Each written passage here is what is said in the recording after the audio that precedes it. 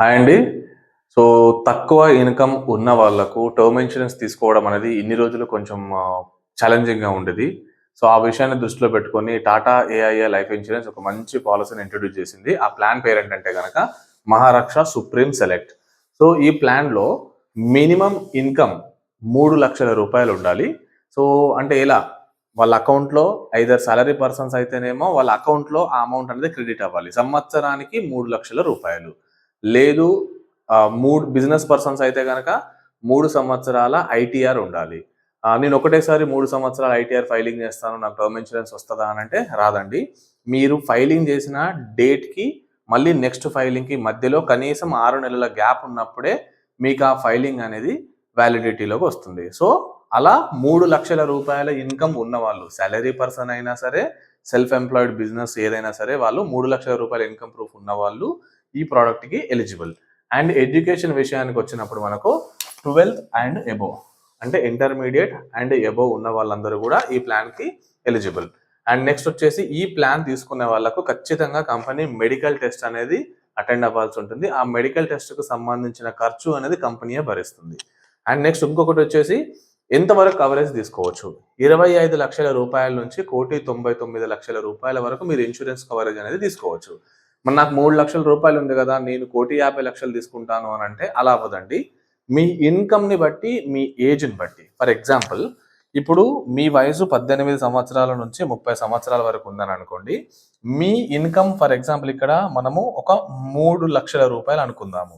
So, 3,00,000 into 35 రెట్లు. అంటే సుమారు ఒక 1,05,00,000 చిల్లర అనుకుందాము. ఇంతవరకు మీరు ఇన్సూరెన్స్ తీసుకోవచ్చు. లేదు మీ వయసు గనక 31 నుంచి 35 మధ్యలో ఉంది అని అనుకుంటే గనక సేమ్ ఇక్కడ కూడా రూ. 3,00,000 ఇన్‌కమ్ ఉంది అని అంటే గనక రూ. 90,00,000 మీరు ఇక్కడ ఎలిజిబిలిటీ వస్తారు. నేను 1,00,000 తీసుకుంటాను అంటే ఇవ్వరు. అదే మీకు ఒకవేళ రూ. 5,00,000 ఉంది ఇన్‌కమ్ అనుకుందాము.